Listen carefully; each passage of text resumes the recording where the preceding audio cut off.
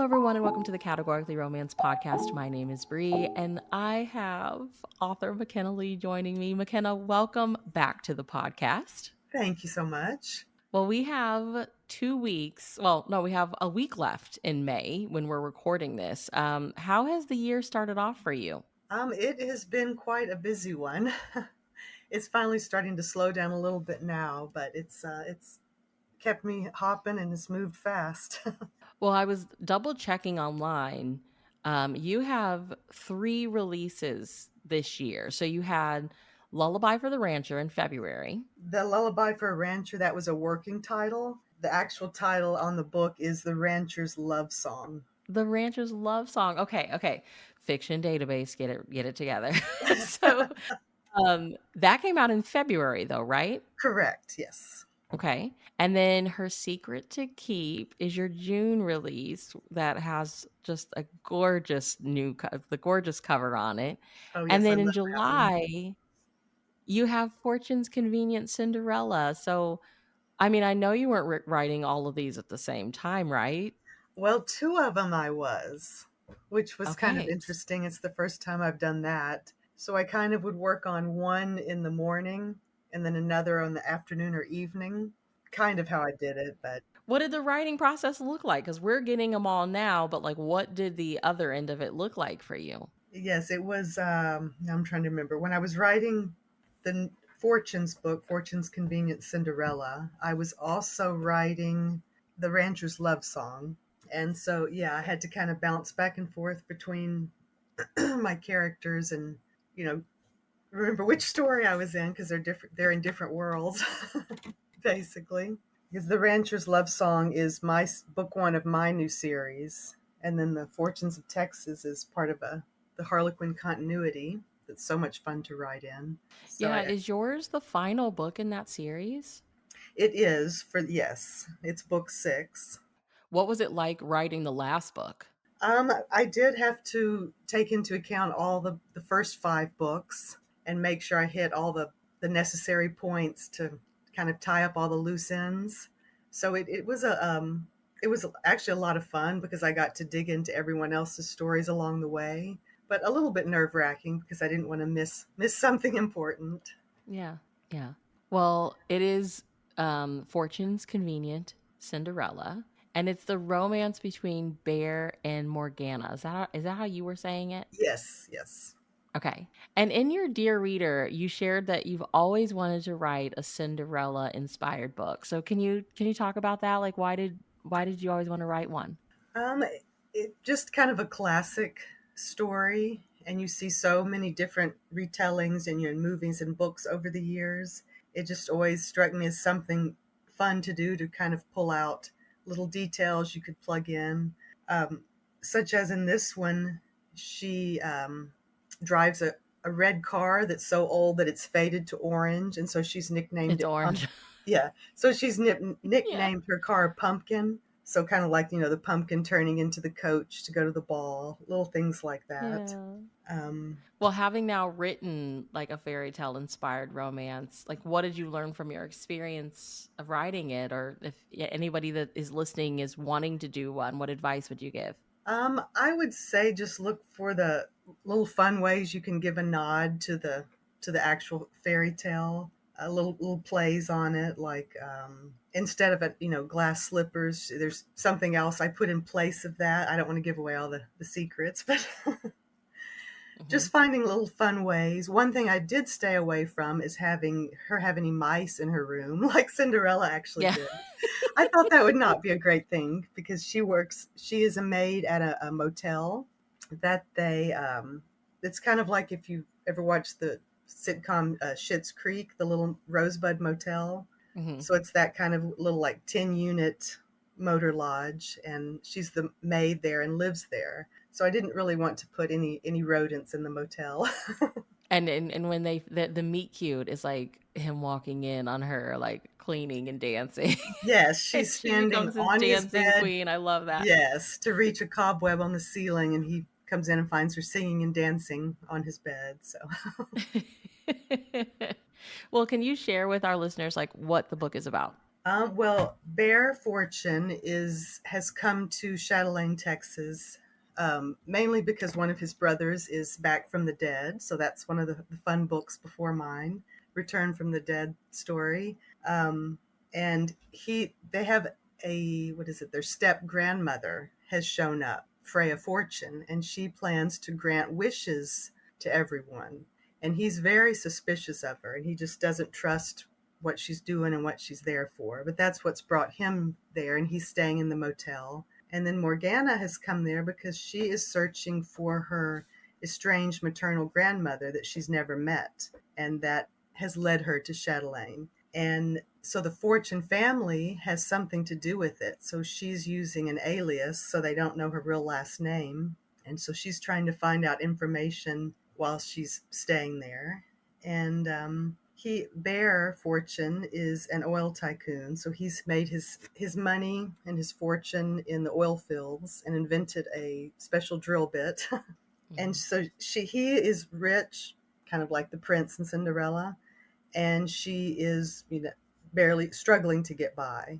And so they very different lives, very different worlds, but they're drawn to each other. And he decides that what he wants most is to have an heir to carry on his name. He was adopted by the Fortunes, but he really wants to have an heir and doesn't know how to do that because he doesn't want to involve love or romance or breaking anyone's heart because he's had some tumultuous relationships in the past. So his idea is to ask her to be a surrogate and have a baby for him. And she, of course, laughs and he's thinks he's joking, and finds out he's She not. does. Yes, But she's the like, way he asks her, it's like, you don't expect yeah, anybody to just come and ask you that. right. So she, of course, laughs, thinks, oh, he's teasing. When she realizes he's not, she, starts to talk to him about, family, what you should do. She finally suggests he might want to use a surrogate. But so she doesn't even consider doing that. But he keeps hoping she'll change her mind. But they decide while he's there in town, they'll kind of have a bit of a romance, knowing it's only temporary. And let's see what else. So there's because it's in the fortunes world, of course, there's going to be lots of exciting surprises and secrets that come out, and big family. Did So you have a favorite like scene in the book that you wrote? in this one, I have kind of a lot of scenes that I really enjoyed. There is a kind of a Cinderella moment at a party where she Mhm. starts out as the one of the caterer waitresses there at a party, but it turns into a Cinderella moment for her. So that was a fun scene to write. What else? Yeah, I Um, think my favorite, hands down, is when he kind of gives her this idea of his. And I was like, you feel for him because you're like, there really is no other way to have that conversation other than to right. just come out and say it. But when you're reading it in the moment, you're like, oh man, like that is so awkward to ask somebody. And she does laugh because she's like, who's expecting that? It's just such a classic moment. Exactly. Yeah, and her shock when she discovers he's not kidding. Yeah. And it's like the way that you set it up was just so fun because she asks a lot of questions, and at the beginning you're like, yeah, who is this girl?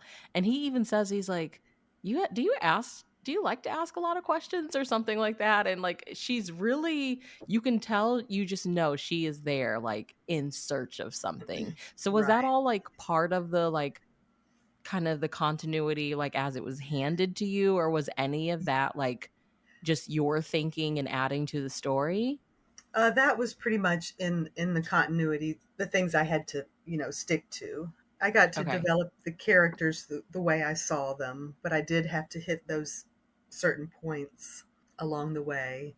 Yeah. Were But there like I'm always like love hearing like just behind the scenes details. So was there any like songs you listened to or playlists well, with this being a Cinderella inspired book, did you like rewatch the movie or any of the old movies? Like what can you tell us behind the scenes detail wise of writing it? I actually did watch the original Cinderella and then some of the kind of retellings over the years, just to pull out little things that I would have forgotten about that I might could add in. I Yeah. usually was listening to, because he is a cowboy, I was usually listening to country music while I wrote. And I always intend to make a playlist like that I can share with readers. And for some reason, I just never could quite get that done. But I did. A sticky note on my board in front of me has one of the songs as "Let Me Down Easy" by Billy Currington. Was one of the songs I wanted to put on a playlist. So Oh. maybe I'll actually get to make that. That involves more technology than I usually work with. So, Yeah. It's fine. but I do jot down songs. Yeah, to listen to while while you're writing it. It makes it so special, especially with her being a dancing queen. Like I just need to know Yes, what yes. she's dancing to. And I'm not even sure how that song popped into my head to have her singing Dancing Queen, but Well, you think of hotel, it's probably just the random hotel radio music they have on or something. right, right. Well, I love the title of your next release, which comes out in January 2025. It's like her New Year's wish list. Can you tell us what it's about? Well, it's the third book in my series, the Dalton Ranch, Women of Dalton Ranch series. And she is one of the twin sisters that I write about. And she gets to spend a week alone at her house, which usually it's filled with family. So she's excited about spending that week alone. And she starts making a New Year's wish list. And she, every once in a while, will add a new wish to it. And her neighbor, who was her best friend, it's a cowboy, a guy, is one of her best friends. So it's a friends to lovers story. And she doesn't realize that he has seen her wish list. And so he's trying to grant some of her wishes without her knowing that he's seen it.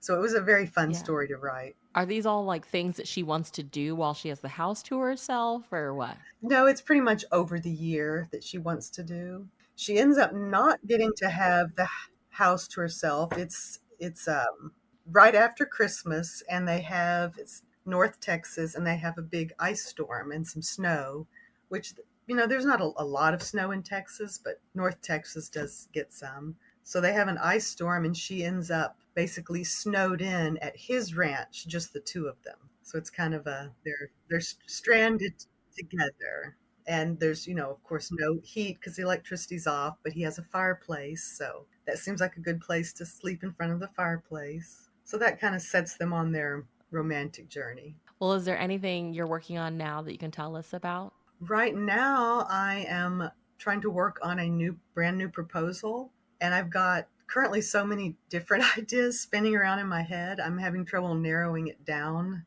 what I want to write about. So I've even thought about on social media asking some readers what they would like to see next from me, because I have everything from more stories with cowboys in Texas to even one that keeps popping into my head about a witch, more like a kind of a fun romantic comedy witch, like a cozy, not super paranormal, Oh, but that would be fun. more like the Good Witch that was the series on Hallmark, I think. Oh, on Hallmark. Yes. So I Yes. that story keeps popping into my head. It wouldn't really fit with special edition, Harlequin special edition so much where I write right now, but so we'll see. It's kind of open to new possibilities at the moment for me. Well, if it continues popping in your head, I think you just need to write it. I think so. I do. I tend to, all over my house, there'll be little slips of paper where I jot down ideas, um, the backs of envelopes, so that I have to go around and find all of them and kind of put my ideas all together. But when an idea even might just be a sentence that I know I want to be in a book, or a vague idea, but that's just kind of how my brain works. So there's little scraps of paper everywhere. And sometimes I'll get an Good idea, ideas. like my husband will be talking to me and I'll have to tell him, wait, don't talk, don't say a word, I have to get this written down before I forget. So he's kind of used to that, hold that thought, got an idea. Well, where can everybody follow you online? I the Probably the best place to reach all my different social medias would be on my website at mckennalee.com. But I'm on Facebook and Instagram. I think that's McKenna Lee Writer on X at McKenna Lee Books. If you go to my website, mckennalee.com, you can even see my Pinterest pages, because for each book that I have written, I create a Pinterest page. A lot of it is for me, so I can see characters and the houses and the town and just all the different things about the book that I want to have a visual in my head. But also, then readers can go there and see what I saw when I was writing the book. So I have fun making the Pinterest boards. I love Pinterest. Okay. So Well, I'll have all of that linked down below. Um, thank you so much for sharing your time with us. You have to come back and talk her New Year's wish list because I'm so excited for it. yes, yes, I absolutely will. Yeah, I'm doing the last read through for the last proofread through for that right now. So getting it all ready.